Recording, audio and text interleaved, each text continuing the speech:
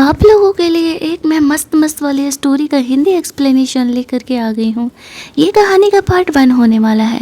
इस नए ड्रामा की स्टार्टिंग में हम लोग एक मांगा लिखने वाली उसके ड्राइंग बनाने वाली गर्ल जीजी को देखते हैं, जो कि अपने नए बॉस के कहने पर पिछले 2 सालों से कहानियाँ लिख रही होती है। वैसे तो बहुत सक्सेसफुल थी, लेकिन इस कहानी में जो उसके बॉस ने इतने सारे चेंजेस कराए हैं वो उसे बिल्कुल भी अच्छे नहीं लगते और बस चीज़ से इरिटेट होकर के अपने बॉस को कॉल करती है और कहती है कि तुम ऐसा क्यों बिहेव कर रहे हो। पहले तो मुझे ये बताओ कि इस कहानी की लड़की का नाम भी बिल्कुल मेरी तरह क्यों है और इसके लाइफ की सिचुएशन बिल्कुल मेरी तरह क्यों है। मुझे समझ में नहीं आ रहा है कि तुम मेरी लाइफ पर कहानी लिख रहे हो या कोई और स्टोरी। मुझे बिल्कुल अच्छा नहीं लग रहा और ऊपर से तुमने इसमें काफ़ी सारी चीज़ें भी चेंज करा दी है जो कि नॉर्मल लाइफ में बिल्कुल वैसा नहीं हो सकता है।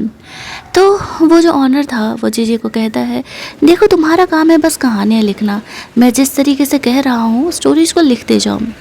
जीजी को समझ नहीं आता है कि ये कैसा साइको। वो गुस्सा होकर के कहती है, पिछले 2 सालों में तुम मुझसे केवल फ़ोन पर ही डीलिंग कर रहे हो और तुमने कभी मुझसे मिला नहीं। मुझे तो लगता है कि तुम एक कावर्ड इंसान हो, इंट्रोवर्ट टाइप हो जो कि मुझसे कभी मिलना नहीं चाहते। वैसे भी कहानी के शुरुआत में जीजी के ऑनर का फेस यहाँ पर नहीं दिखाया जाता है कि वो कौन है।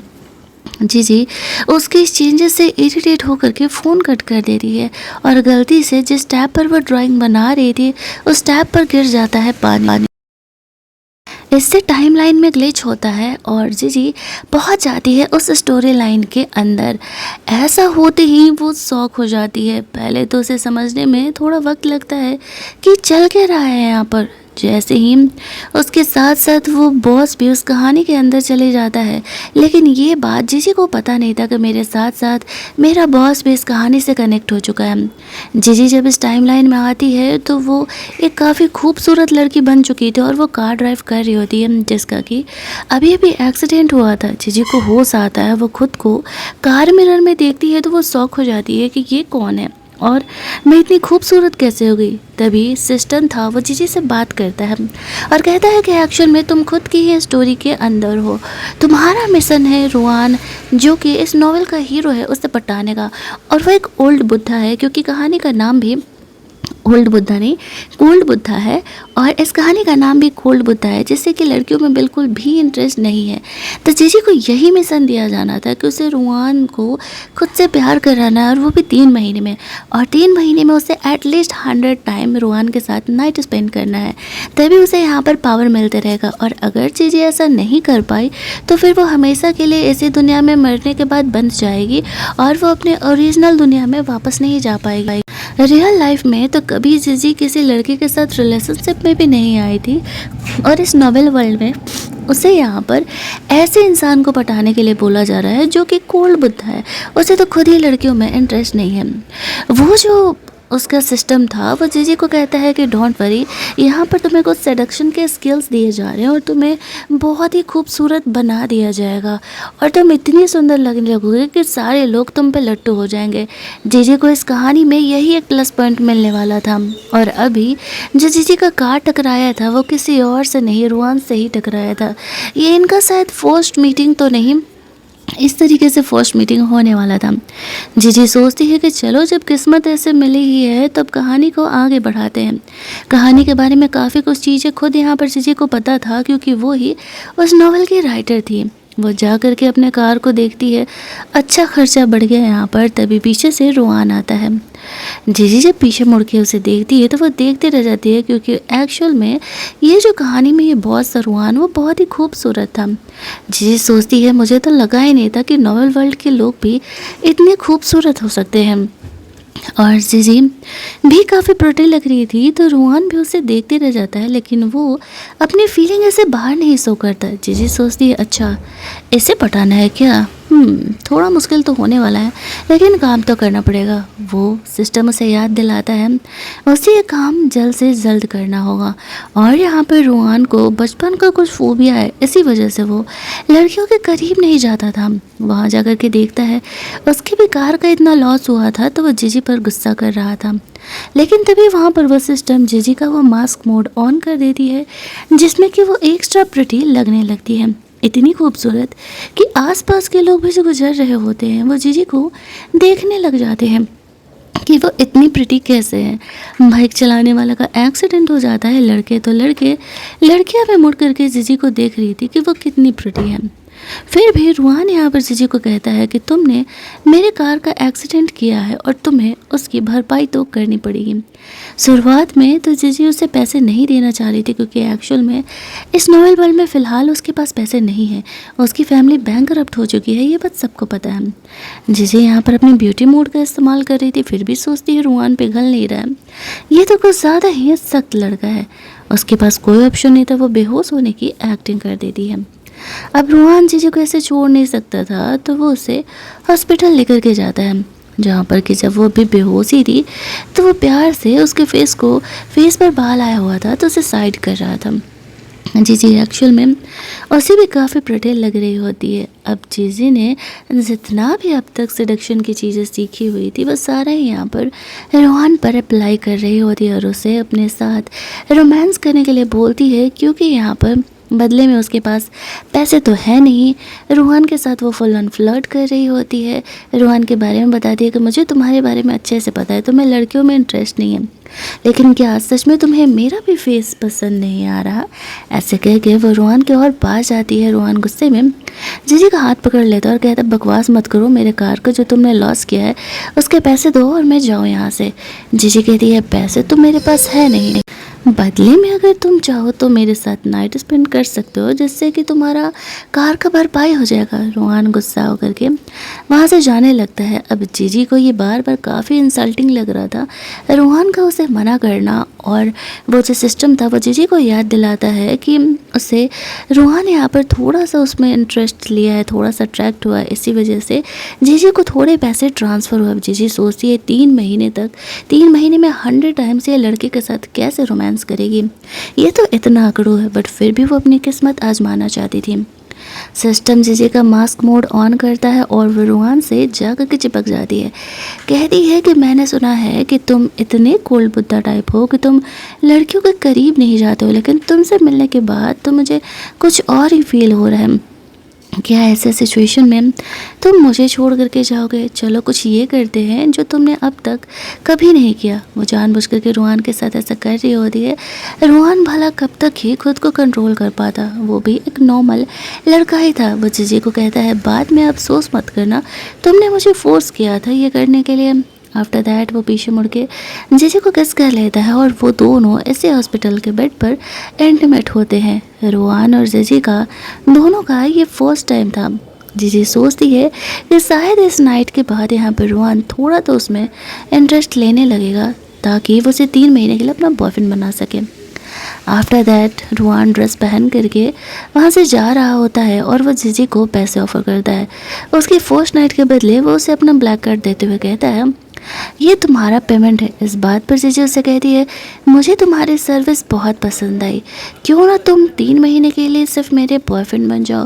वो बस रूहान को अपने साथ 3 महीने के लिए रखना चाह रही थी ताकि उसका काम हो सके, लेकिन रूहान इस बात पर मना कर देता है और कहता है या तो पैसे लो या तो फिर मैं तुम्हें शहर से बाहर फेंकवा दूंगा, और ये मेरे लिए बहुत ही आसान है, ये बात तुम बहुत अच्छे तरीके से जानती हो। जीजू से कहती है कि तुम्हें क्या लगता है कि मैं सर्विस देने वाली हूँ जो तुम मुझे इस तरीके से पैसों के साथ ट्रीट कर रहे हो। रूहान कहता है ये मुझे नहीं पता, लेकिन मैं फ्री में किसी का कोई एहसान नहीं लेता। पैसे की तुम्हें वैसे भी ज़रूरत है, तुम्हारी फैमिली बैंकरप्ट हो चुकी है, ये तो सबको ही पता है, तो बेहतर होगा कि तुम यहाँ पर पैसे रख लो और मुझे बॉयफ्रेंड बनाने का सपना छोड़ दो, क्योंकि ये फर्स्ट एंड लास्ट टाइम था। मैं तुम्हारे पास दोबारा कभी नहीं आने वाला हूँ और मुझे बॉयफ्रेंड बनाना चाहती हो। तुम्हें अच्छे से पता है कि हम दोनों की फैमिलीज बिजनेस राइवल है और कहीं ना कहीं तुम्हारी फैमिली मेरी ही कंपनी की वजह से बैंकरप्ट हुई है। मुझे तुम्हारे इरादे साफ तौर से नज़र आ रहे हैं। मैं तुम्हारा बॉयफ्रेंड तो किसी हालत में भी नहीं बनने वाला हूँ। हालांकि जीजी का ऐसा कोई मूड नहीं था, वो तो बस यहाँ पर रूहान को अपनी जान बचाने के लिए बॉयफ्रेंड बनाना चाहती थी, लेकिन रूहान को तो ये बात नहीं पता ना। अब यहाँ पर वो गुस्सा करके उसे कार्ड दे करके वहाँ से कमरे से बाहर चले जाता है। जीजी गुस्से में आकर के वो कार्ड फेंक देती है उसके ऊपर और सोचती है खुद में खुद कि वो कहाँ आकर के फंस गई है। अरे एक नॉर्मल लड़के को पटाना अलग बात है और ये लड़का तो इतना सख्त लड़का है कि मानने के लिए तैयार नहीं है। उसके सिस्टम उसे याद दिलाती है कि उसके पास इसके अलावा और कोई ऑप्शन नहीं है। फिर वहाँ पर इस तरीके से जीजी सोचती है कि चलो एक बार में नहीं माना तो वो बार बार उसके सामने जाएगी। अब वो उसके घर जाने का डिसाइड करती है। वो सोचती है कि अब रोहान को वो घर पर जाकर के पटाने का कोशिश करेगी ताकि यहाँ पर एटलीस्ट उसका प्लान सक्सेसफुल हो सके और वो अपनी दुनिया में जा सके। घर की मेड के लिए वो अप्लाई करने के लिए चली जाती है। वहाँ पर जीजी को भी सेलेक्ट कर लिया जाता है और उसे रोहान का कमरा क्लीन करने के लिए बोला जाता है। जीजी इसी टाइम का तो इंतज़ार कर रही थी। वो चुपचाप क्लीनिंग क्लॉथ ले करके पहुँच जाती है उसके वॉशरूम को क्लीन करने के लिए। दूसरी तरफ हमारे रोहान भाई साहब यहाँ पे जीजी को फैंटसाइज कर रहे होते हैं कि वो उसके साथ ऐसे रोमांस कर रहा है और इसी सपने के साथ उसकी नींद खुलती है। वो वॉशरूम जाने के लिए उठता है। वो सोचता है कि उसे हो क्या गया है, जीजी ने उस पर क्या जादू चला दिया है कि वो जीजी के बारे में इतना सोच रहा है। वो बस एक कॉमन गर्ल ही तो है। इधर वॉशरूम में जीजी वॉशरूम क्लीन कर रही होती है। उसका सिस्टम उसे बताता है कि रोहान इधर ही आ रहा है। ऐसे तो जीजी नॉर्मली वॉशरूम क्लीन कर रही थी, लेकिन जैसे ही सिस्टम उसे बताता है कि रोहान इधर आ रहा है तो जीजी कुछ ज़्यादा ही सेक्सी मोड में वॉशरूम को क्लीन करने लगती है। एक बार को तो रोहान को अपनी आंखों पर भरोसा ही नहीं होता है कि क्या सच में जीजी यहाँ पर उसके घर में मेड का काम करने के लिए आई है। लेकिन जब वो देखता है कि कुछ देर तक सच में जीजी यहाँ पर वॉशरूम क्लीन कर रही है, मेड का काम करने के लिए आई है, तब जाकर उसे ट्रस्ट होता है और जीजी से पूछता है कि वो यहाँ पर क्या कर रही है। जीजी उसे कहती है, मैं तो सर्व करने के लिए आई हूँ, तो क्या तुम दोबारा मेरी सर्विस लेना चाहोगे। ऐसा कहते हुए वो रोहान के पास जाती है और उसके साथ फ्लर्ट करना स्टार्ट कर देती है। रोहान ऑलरेडी यहाँ पर जीजी के बारे में सोच रहा होता है और ऊपर से उसका ये बिहेवियर उसे उसकी तरफ और अट्रैक्ट करते जा रहा था। लेकिन वो खुद की फीलिंग को कंट्रोल करते हुए कहता है कि बकवास बंद करो। अगर तुम यहाँ पर मेरे घर पर मेड का काम करने के लिए आई हो तो फिर यहाँ पर तुम्हारा ये प्रोफेशनल तरीका बिल्कुल नहीं है। चलो निकल जाओ यहाँ से। और वह यहाँ पर जीजी को जॉब से निकाल देता है। जीजी सोचती है क्या यार, ये प्लान भी फेल हो गया। क्या ये लड़का को सच में यहाँ पर इतना ज़्यादा सख्त लड़का होना ज़रूरी है। अब वो क्या करेगी। तभी उसके दिमाग में एक आइडिया आता है। घर वाला आइडिया फ्लॉप हो गया तो क्यों ना वो उसकी कंपनी चले जाए। एक कंपनी लास्ट ऑप्शन तो बचा ही है जहाँ पर कि वह रोहान को पटाने का कोशिश कर सकती है। और यहाँ पर वो अपने सिस्टम से भी बात कर रही थी। वो सिस्टम भी कहता है कि ऐसा पहली बार हुआ है जो कि मास्क मोड ऑन करने के बाद भी कोई लड़का किसी लड़की को रिजेक्ट कर रहा है। ये लड़का सच में बहुत ज़्यादा ही सख्त लड़का है। जीजी यहाँ पर कंपनी गई थी रोहान के असिस्टेंट बनने के लिए ताकि ज़्यादा वक्त उसके साथ बिता सके। तभी मैनेजर जीजी को क्लीनिंग ड्रेस में देख करके उसे उसके ऑफिस का क्लीनिंग करने के लिए बोल देता है। अब जीजी को तो यहाँ पर इंस्टेंटली रोहान के ऑफिस में एंट्री मिल रहा था, तो भला वह इतना अच्छा मौका क्यों ही छोड़ने वाली थी। वो तुरंत ही क्लीनिंग करने के लिए ऑफिस में पहुंच जाती है, जहां पर कि वो देखती है कि रोहान ऑफिस में आया नहीं है। वो सोच रही होती है कि अब वो यहाँ पर अपना कौन सा ट्रिक अपनाने वाली है जिसकी वजह से कि रोहान तो उसकी इस ब्यूटी मोड से दूर जा ही ना पाएगा। चेयर पे बैठ कर वो यही सोच रही थी, तभी उसका पेन ऐसे नीचे गिर जाता है। पेन जैसे ही उठाने के लिए वो नीचे बैठती है तभी वहाँ पर रोहान आने लगता है। जीजी के दिमाग में एक आइडिया आता है और वो टेबल के नीचे ही बैठ जाती है। जब रोहान यहाँ पर आता है तो वो जीजी के बारे में ही सोच रहा था। जो वो बेड बन करके इस तरीके से उसे पटाने का कोशिश करी थी वही उसके दिमाग में चल रहा होता है। जीजी यहाँ पे अंडर टेबल रोहान के साथ फ्लर्ट करना स्टार्ट कर देती है। रोहान जब जीजी को यहाँ पर देखता है और ऊपर से अपने टेबल के नीचे देखता है तो शॉक हो जाता है और वो जीजी से पूछने लगता है कि वो यहाँ क्या कर रही है। जीजी उसे कहती है, पेन बॉस, पेन गिरा था नीचे, मैं तो उसे ही लेने के लिए आई थी, आपने क्या समझा। अब जीजी जानबूझ करके रोहान के इतने करीब थी।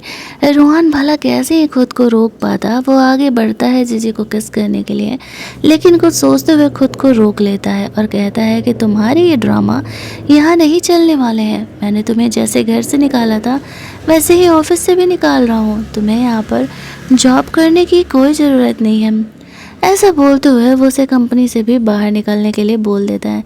अब जीजी बाहर जाकर के सोच रही थी कि ये लड़का बहुत इरिटेटिंग है, अब मैं करूँ तो क्या करूँ।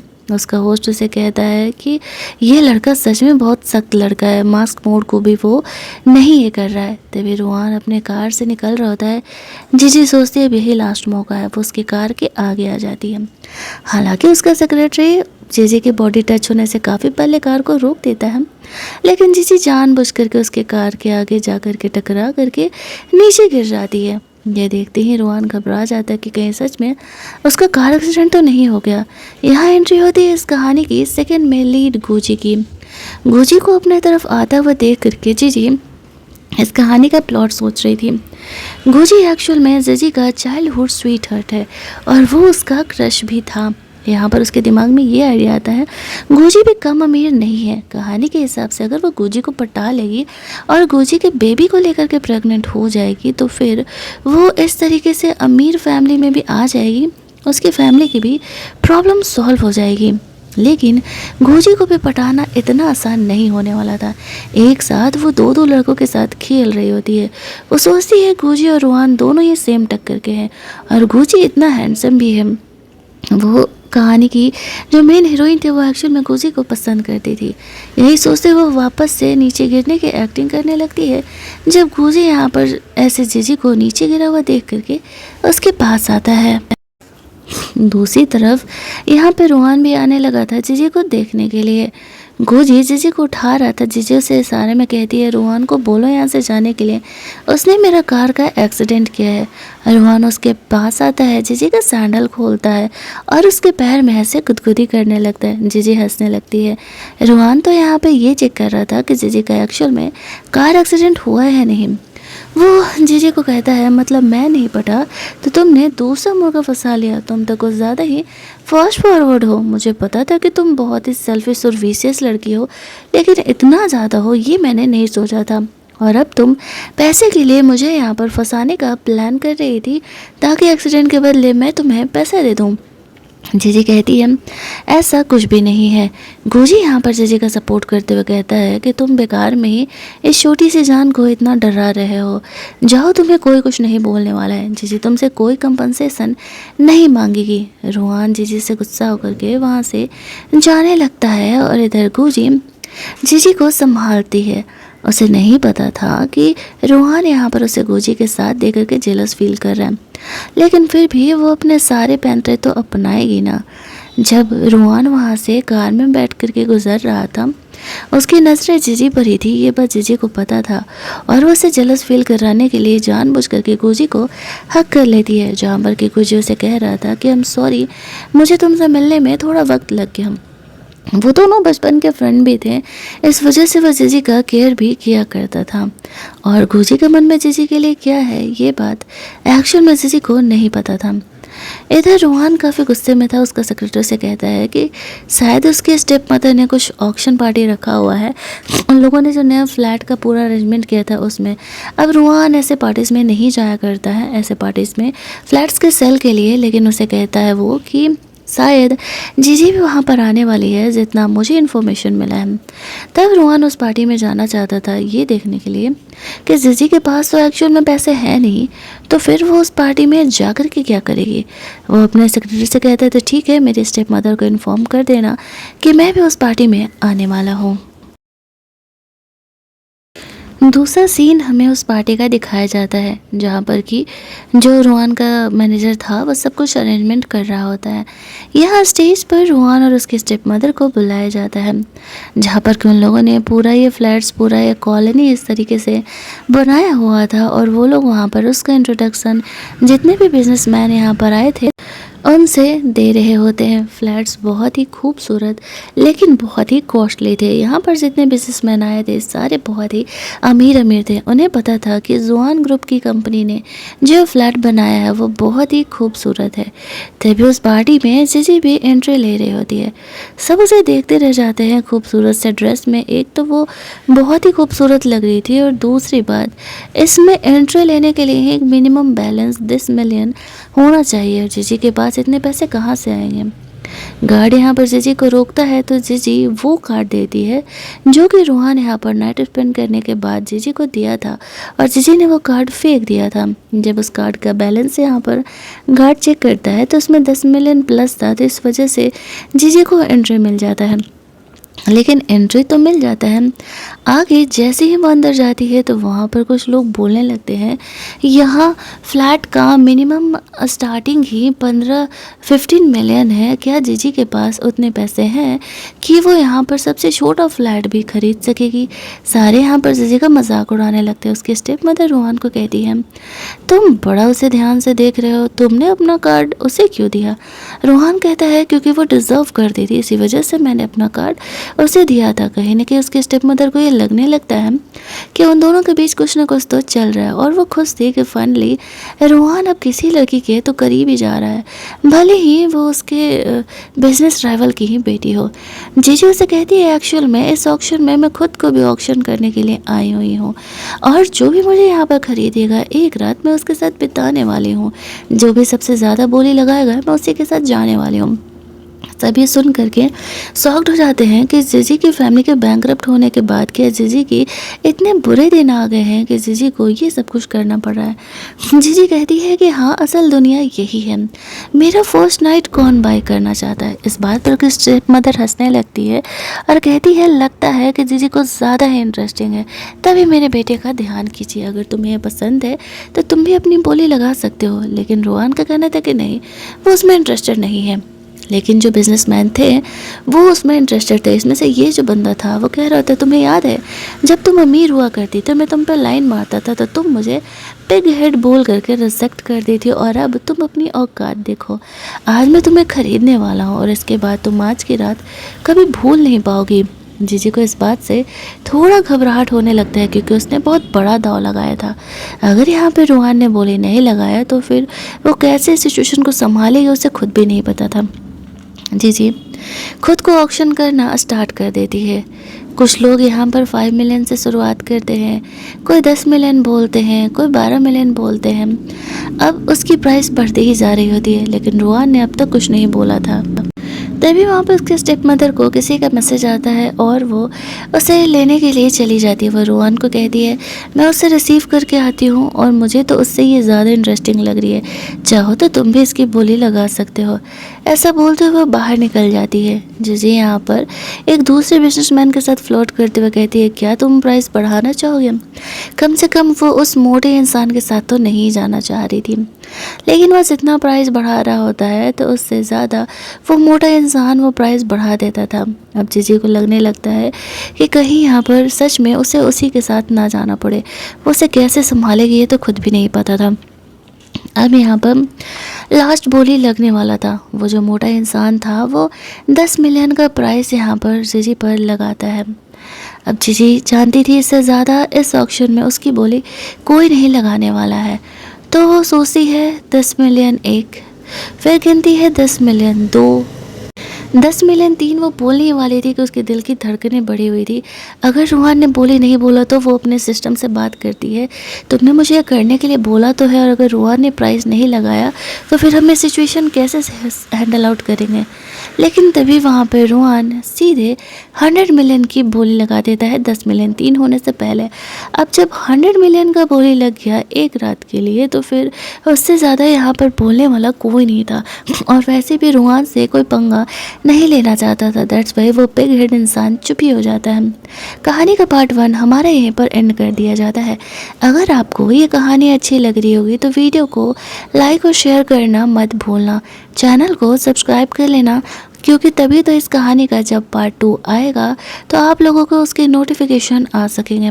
मुझे तो ये कहानी काफ़ी ज़्यादा इंटरेस्टिंग लग रही है। मैं जानना चाह रही हूँ कि क्या रूहान की क्या प्रॉब्लम है, वो जीजी से पटेगा या नहीं, या फिर जीजी समझ पाएगी या नहीं कि वो बंदा उससे प्यार करता है। ये इस कहानी का बड़ा सीक्रेट है। चलिए जल्दी से मिल लेते हैं हम लोग इस कहानी के सेकेंड पार्ट में। तब तक के लिए मेरे पुराने वीडियोज़ आप देख सकते हो।